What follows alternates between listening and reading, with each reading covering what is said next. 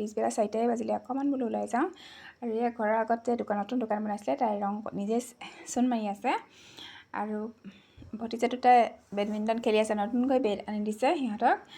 সিহঁতি বহুত ভাল পাইছে আৰু খেলিবলৈ, নতুনকৈ খেলিবলৈ পাইছে। অলপ আন্ধাৰ হৈছে, তথাপি সিহঁতি খেলিছে। মই ভাবিলোঁ অকণমান খেলোঁ নেকি সিহঁতৰ লগতে, আৰু ময়ো অকণমান খেলিলোঁ।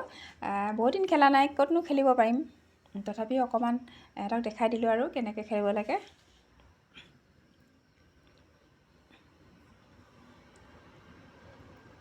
বহুত দিন নেখেলিলে, এনেই খেলিলে মানে হাত চাতবিলাক অলপ বিষায়। মোৰতো এনেও টোপনি ক্ষতি কৰা মানুহ, পূৰা গা চা বিষ।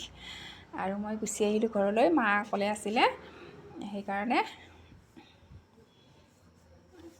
আৰু এতিয়া মই যাম বজাৰলৈ, আকৌ অলপ মাছ কিবাকিবি অলপ আনিব লাগিব।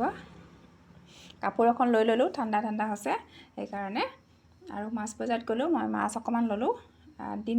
দিনত মানে নিৰামিষ ভাত দিছিলোঁ মাক, একদম খাবলৈ মন নকৰিলে, সেইকাৰণে আকৌ মাছ অকণমান আনিছোঁগৈ গৈ।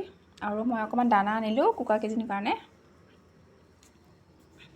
আৰু আহি মই ঘৰ পালোঁহি, মায়ে একদম পেচাব কৰি থৈ দিছে।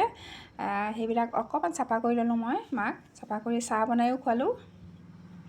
আৰু মই মাছ চাফা কৰি এয়া মাছ ভাজিলোঁ।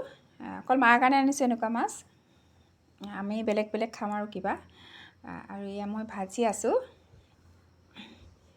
ডাঙৰ পিচকৈ দি দিওঁ, কাৰণ তেওঁ হেঁপাহ পলুৱাই খাওক বুলি। খালেও খাব, নাখালেও নাই, পেলাব। তথাপি মানে যেনেকৈ নহওক ডাঙৰকৈ অলপ দিবলৈ বিচাৰোঁ, তেওঁ মনৰ হেঁপাহেৰে খাওক বুলি। আৰু মই মাছ দি কিনি কলডিল অকণমান বনালোঁ মাৰ কাৰণে। কলডিলটো খুৱাই থাকিব লাগে আইৰণৰ কাৰণে, সেইকাৰণে প্ৰায় খুৱাই থাকোঁ তেওঁক।